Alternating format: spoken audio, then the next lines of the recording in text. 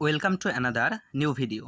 আজকের ভিডিওতে আলোচনা করব আইটিআইয়ের সমস্ত ট্রেডের একটা গুরুত্বপূর্ণ সাবজেক্ট ওয়ার্কশপ ক্যালকুলেশন অ্যান্ড সায়েন্সের প্রশ্ন উত্তর নিয়ে, এবং যে প্রশ্নগুলো আলোচনা করব সেই প্রশ্নগুলো নেওয়া হয়েছে নিমির পিডিএফ থেকে।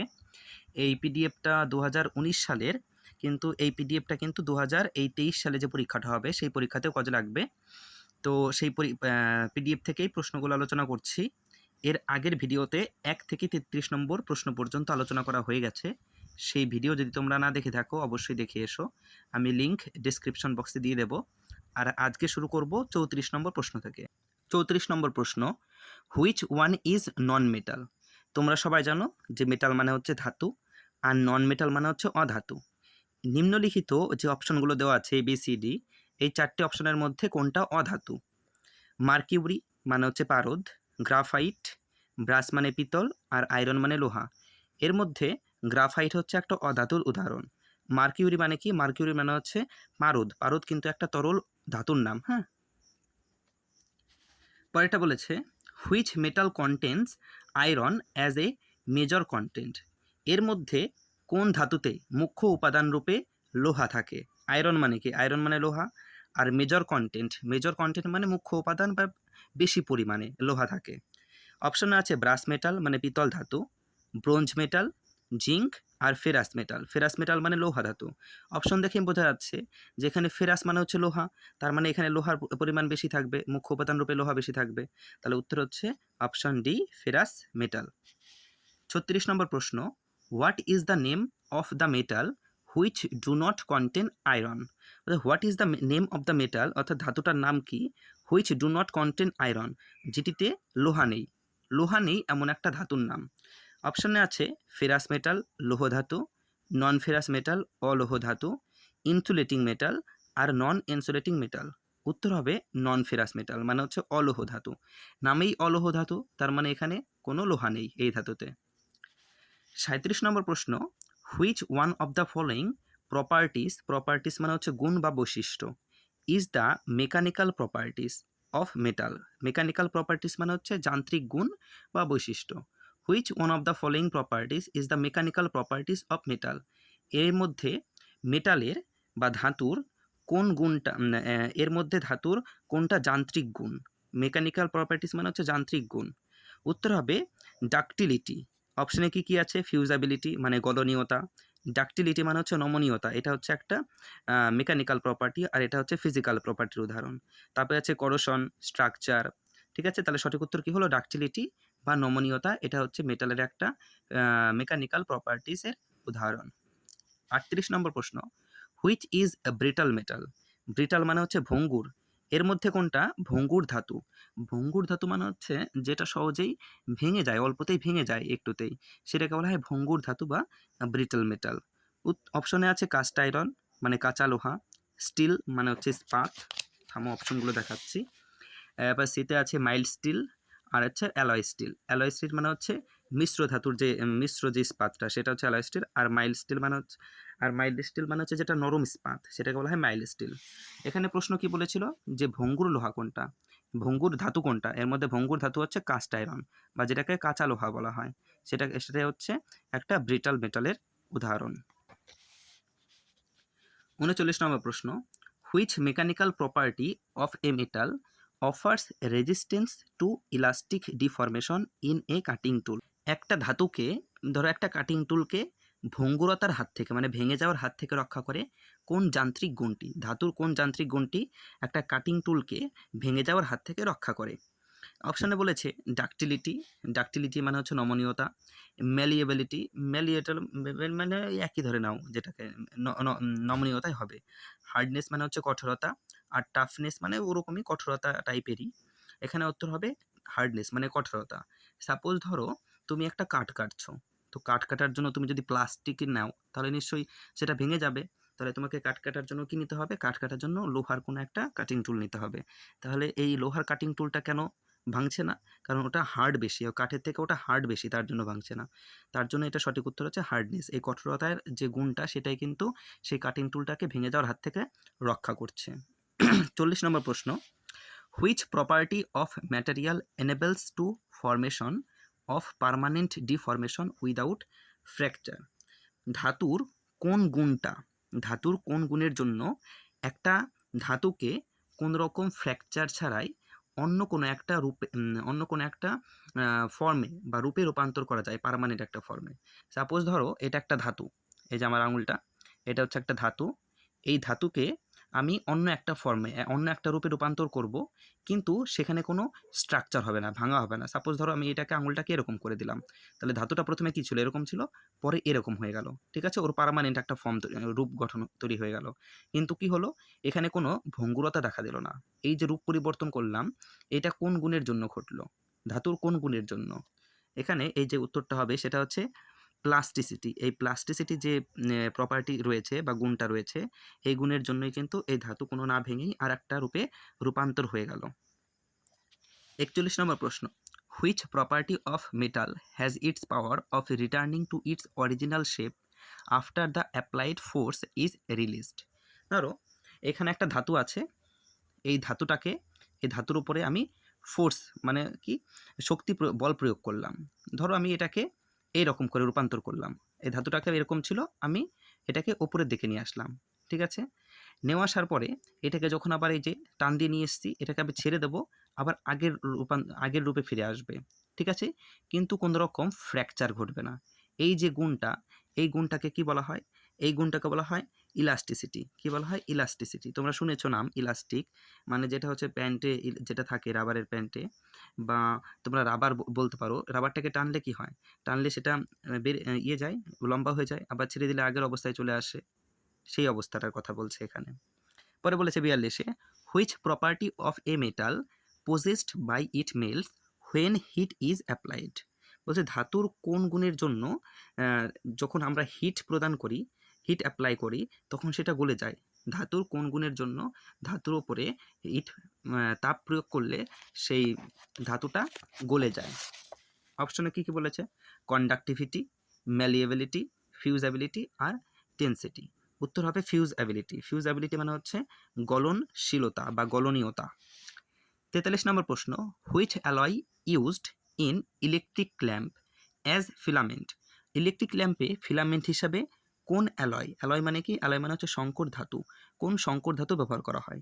সংকর ধাতু জিনিসটা কি? সংকর ধাতু হচ্ছে দুই বা ততোধিক ধাতুর মিশ্রণে যে ধাতুটা তৈরি হয় তাকে সংকর ধাতু বলা হয়। যেখানে দুটো ধাতু মিলিয়ে একটা ধাতু তৈরি করা যেতে পারে, বা তিনটে বা চারটে ধাতু মিলিয়েও একটা ধাতু তৈরি করা যেতে পারে, সেটাকে বলা হয় মিশ্র ধাতু বা সংকর ধাতু। এখানে ফিলামেন্ট তৈরিতে যে ধাতুটা ব্যবহার করা হয় সেটা হচ্ছে টাংস্টেন। 44 নম্বর প্রশ্ন, what metals content in brass alloy. ব্রাসের সংকর ধাতুতে কোন কোন ধাতু ব্যবহার করা হয়? ব্রাস একটা সংকর ধাতু, আর সংকর ধাতু মানে সেখানে দুই বা ততোধিক ধাতু দিয়ে তৈরি হবে। এই যে ব্রাস সংকর ধাতু, এই সংকর ধাতুটা কোন কোন ধাতু দিয়ে তৈরি? উত্তর হচ্ছে কপার আর জিঙ্ক। কপার আর জিঙ্ক এই দুটো ধাতু মিশিয়ে এই ব্রাস যে সংকর ধাতু সেটা তৈরি করা হয়, পিতলের সংকর ধাতু। এই কপার থাকে সেখানে 67% মতো, আর জিঙ্ক থাকে বাকি 23%। এই 67% কপার আর 23% জিঙ্ক মিশিয়ে তৈরি হয় এই ব্রাস অ্যালয়। 45 নম্বর প্রশ্ন, which cast iron can not be welded. Cast iron মানে হচ্ছে ঢালাই লোহা। কোন ঢালাই লোহা? কাস্ট আয়রন মানে ঢালাই লোহা। কোন ঢালাই লোহা ক্যান নট বি ওয়েল্ডেড মানে ওয়েল্ডিং করা যায় না? ক্যান নট মানে হচ্ছে করা যায় না। কোন ঢালাই লোহাকে ওয়েল্ডিং করা যায় না? অপশন আছে grey cast iron, white cast iron, malleable cast iron আর নডুলার কাস্ট আয়রন। উত্তর হচ্ছে হোয়াইট কাস্ট আয়রন। সাদা রঙের যে ঢালাই লোহার আছে সেই হোয়াইট কাস্ট আয়রনটাকে ওয়েল্ডিং করা যায় না। Which metal can not be forced. কোন মেটালে ফোর্সড ওয়েল্ডিং করা যায় না? ফোর্সড ওয়েল্ডিং মানে কি? আমাদের ওয়েল্ডিং করতে দুটো মেটালের প্রয়োজন হয়। এই ধরো দুটো মেটাল, এই আমার দুটো আঙুল, দুটো মেটাল, এই দুটো মেটালকে আমি ওয়েল্ডিং করব। এখানে রাখলাম একটার উপরে আর একটা, রেখে এটার উপরে আমি তাপ প্রয়োগ করলাম। তাপ প্রয়োগ করার পরে যখন গরম হয়ে গেল, তখন সেটার উপরে হাতুড়ি দিয়ে হোক বা কিছু দিয়ে হোক পিটিয়ে জোড়া লাগিয়ে দিলাম। এটাকে বলা হয় ফোর্স ওয়েল্ডিং। তো কোন ধাতুর উপরে ফোর্স ওয়েল্ডিং করা যায় না? অপশানে আছে অ্যালয় স্টিল, মাইল্ড স্টিল আর কাস্ট আয়রন। উত্তর হবে কাস্ট আয়রন, বা যেটা ঢালাই লোহা আছে সেই ঢালাই লোহাতে ফোর্স ওয়েল্ডিং করা যায় না। 47 নম্বর প্রশ্ন, which metal is widely used for making casting of machinery parts. Machinery parts মানে মেশিনের বিভিন্ন পার্ট তৈরি করতে কোন ধাতুটা ওয়াইডলি মানে ব্যাপক পরিমাণে ব্যবহার করা হয় বা বেশি পরিমাণে ব্যবহার করা হয়? অপশন আছে grey cast iron, white cast iron, malleable cast iron আর রড আয়রন। উত্তর হবে গ্রে কাস্ট আয়রন। এই গ্রে বা ধূসর রঙের যে ঢালাই লোহাটা আছে সেই ঢালাই লোহাটা বেশি পরিমাণে ব্যবহার করা হয় মেশিনারি পার্ট তৈরিতে। Which furnace is used to get pig iron from iron or? Iron ওর মানে কি? আয়রন ওর মানে হচ্ছে লোহার আকরিক। লোহার আকরিক থেকে পিগ আয়রন, পিগ আয়রন মানে হচ্ছে অশুদ্ধ লোহা, যে লোহায় দূষিত পদার্থ থাকে তাকে বলা হয় পিগ আয়রন। আকরিক লোহা থেকে এই যে অশুদ্ধ লোহা বা পিগ আয়রন পাওয়ার জন্য কোন ফার্নেস ব্যবহার করা হয়? ফার্নেস কি? ফার্নেস ধরে নাও যেমন করে ইট ভাটায় ইটকে পোড়ানোর জন্য চুল্লিতে ঢুকিয়ে দেওয়া হয়, ঠিক সেরকম যে আমাদের আয়রন রয়েছে, লোহার আকরিক রয়েছে, সেই লোহার আকরিক থেকে আস্তে আস্তে পরিশুদ্ধ করে সেখান থেকে লোহা বের করা হয়। তো তার জন্য আমাদের ফার্নেসে ঢুকিয়ে সেই আকরিক গলিয়ে গলিয়ে তারপরে লোহাকে প্রাপ্ত করি আমরা, সেটাকে পাই। ঠিক সেরকমভাবে লোহার আকরিক থেকে পিগ আয়রনকে পাওয়ার জন্য যে ফার্নেসে ঢোকানো হয় সেটা হচ্ছে কি বলেছে এখানে অপশনে? Mild steel reverberatory, electric furnace, blast furnace নাকি কাপোলা? উত্তর হবে ব্লাস্ট ফার্নেস। ব্লাস্ট ফার্নেসে ঢুকিয়ে সেটাকে গলিয়ে লোহার আকরিক থেকে পিগ আয়রন পাওয়া যায়। What is the name of furnace to obtain cast iron? ঢালাই লোহা পাওয়ার জন্য আমরা কোন ফার্নেস ব্যবহার করব? অপশনে আছে cupola, mild steel blast furnace, steel reverberatory, alloy metal, electric furnace. উত্তর হবে কাপোলা। এই কাপোলা হচ্ছে ফার্নেস একটা। হ্যাঁ, 50 নম্বর প্রশ্ন, what is the other name of low carbon steel? What is the other name মানে অন্য নাম কি of low carbon steel? Low carbon স্টিলের অপর নাম বা অন্য নাম কি? অপশনে আছে low alloy steel, high alloy steel, high speed steel আর মাইল্ড স্টিল। উত্তর হবে লো মাইল্ড স্টিল। এই মাইল্ড স্টিল বা লো কার্বন স্টিল একই জিনিস, শুধু নামটা আলাদা। What is the carbon percent in medium carbon steel? Medium carbon স্টিলে বা মধ্যম মানের যে কার্বন স্টিল, সেই কার্বন স্টিলে কার্বনের পরিমাণ কত থাকে? উত্তর হবে 0.15 থেকে 0.25 থেকে 0.5%।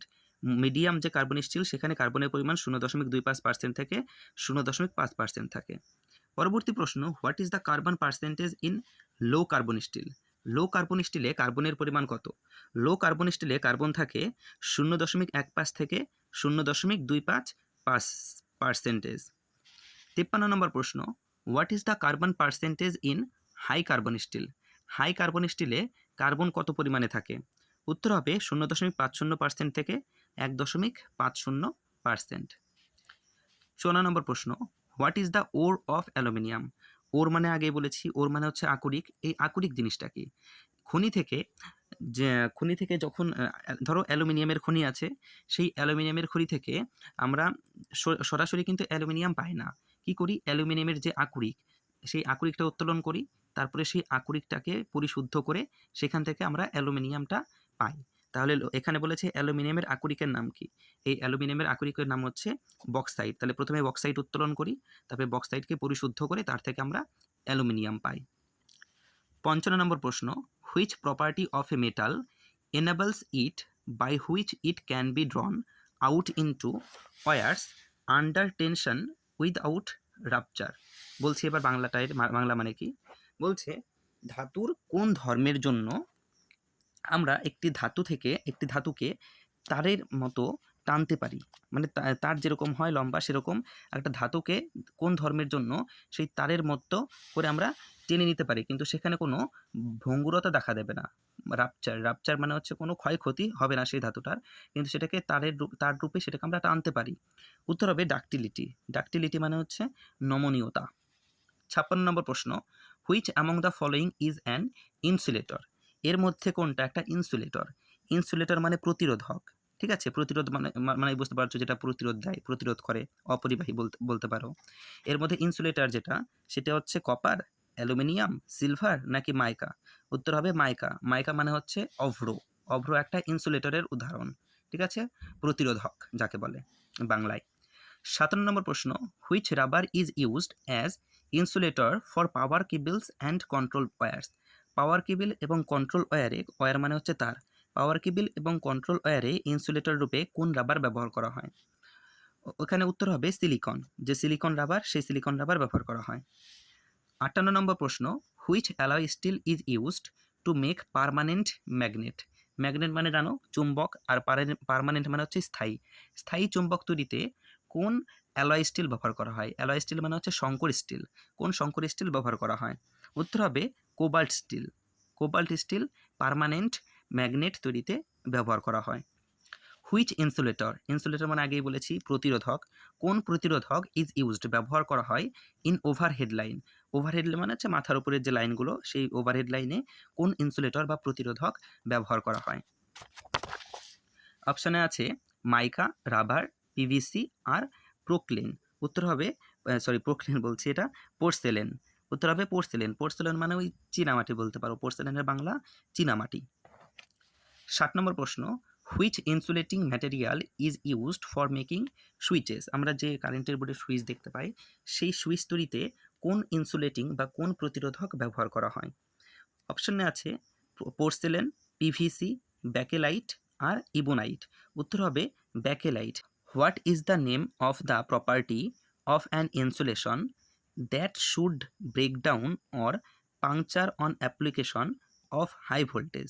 অর্থাৎ হাই ভোল্টেজ প্রদানের ফলে একটা ইনসুলেশন বা প্রতিরোধকের কোন গুণটা ভেঙে যেতে পারে অথবা পাংচার হয়ে যেতে পারে, মানে বেরিয়ে যেতে পারে, আগে পাংচার হওয়া মানে বেরিয়ে যাওয়া, পাংচার হয়ে যেতে পারে অথবা ভেঙে যেতে পারে হাই ভোল্টেজ প্রদানের ফলে।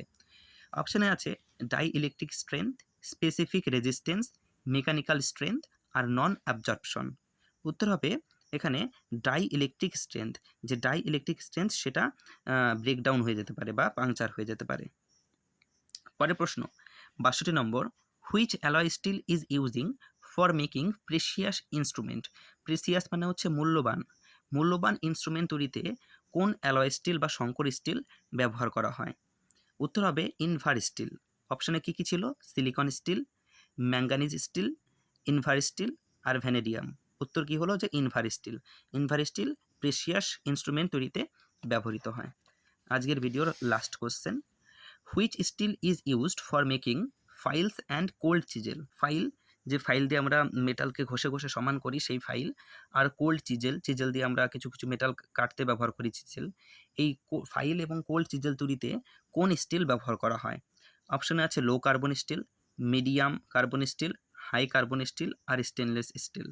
তোমরা সবাই জানো যে দুটো এখানে মেটালের কথা বলেছে, মানে ইনস্ট্রুমেন্টের কথা বলেছে, কোল্ড চিজেল আর ফাইল, এই দুটো কিন্তু খুব শক্তভাবে তৈরি করতে হবে, নয়তো ভেঙে যাবে।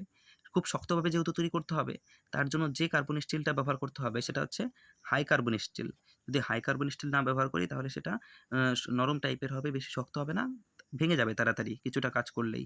তার জন্য সেটা হাই কার্বন স্টিল দিয়ে তৈরি হয়, যাতে সেটা খুব শক্তভাবে তৈরি হয়। তা আজকের ভিডিওটা এখানেই শেষ। ভিডিওটা কেমন লাগলো অবশ্যই জানাবে কমেন্ট করে, আর ভিডিওটা অবশ্যই লাইক করবে। Thanks for watching.